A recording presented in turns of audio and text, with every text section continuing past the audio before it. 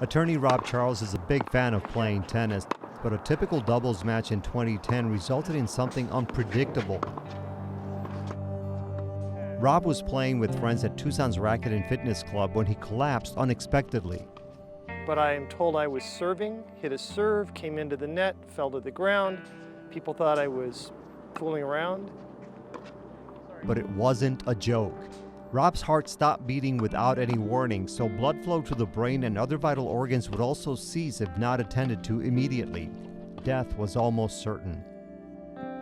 A cardiologist in town, Dr. Howe, is finishing up his workout. He comes running out with the club's AED defibrillator and starts CPR on me. Then they fire up the defibrillator. A couple of tries by the machine and my heart starts again. He was rushed to what was then University Medical Center. His family was notified.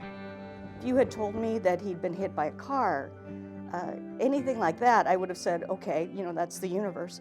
But I would have never expected a heart condition to do that. And so by the time we got to the hospital, we knew he was alive, but conditions they don't, until they actually bring you out, they don't have a clue whether or not you've been deprived of oxygen. So we went through 3 days of really not knowing what the future was going to be. Rob remained in a coma until a major operation 2 days later.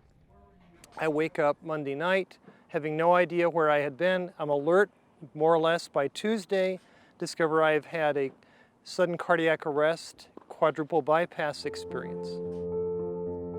Following that frightening episode, Rob and Ann began to learn more about this topic. That led them to the Gootter Foundation in Tucson. Rob shares his story to spread the message. Ann volunteers her time on the board. When you go through a trauma like that, you have two choices. You can say, I'm just going to forget about it and go on with my life, or you can say, I'm going to make a difference. The Gootters are an example of people who make a difference, and I want to be part of that. The Gootter Foundation is named for Stephen M. Gootter. He was an active and healthy 42-year-old husband and father of two who collapsed during a jog in 2005. Unfortunately, without the equipment or personnel for assistance nearby, he did not survive.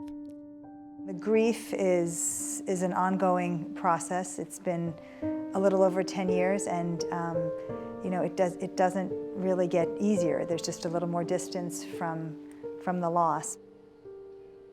It's a very personal thing. I was very close to Steve. He was my brother-in-law, but truly I considered him my brother. Just such a wonderful human being. The family turned their grief into action. We became mobilized to do something greater in his honor.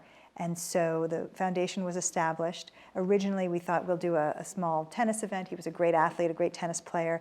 That ballooned into, well, if we're going to do a tennis event, we'll do a gala dinner to accompany it. Tonight, we celebrate the life of Steve Gootter, who is my brother-in-law.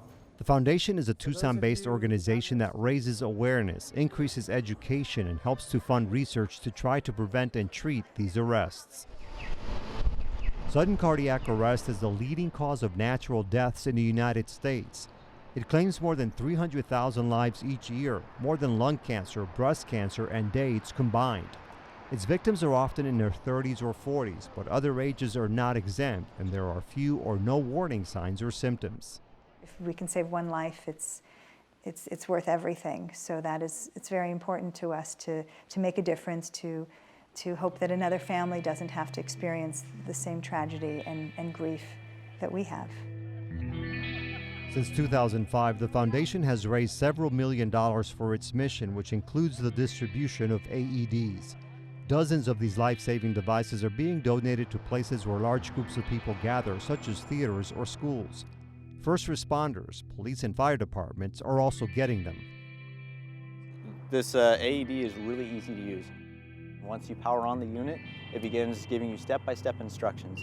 Remove clothes from patient's chest. The next step will be to apply the pad, and the device itself actually will take into account the person's condition and actually measures their vitals to see if it's really applicable. Those first responders, especially in some of the outlying rural areas in our county, We may be the first to arrive at the scene of a cardiac arrest prior to fire or EMS personnel. It's a great tool for the time that it's needed. I would much rather have this and never use it than not have it but need it at some time. It's been, very rewarding. Of course, bittersweet, but rewarding to be able to do this. I think we've had a very successful 10 years, and we're looking forward to the future and ultimately the cure for sudden cardiac arrest.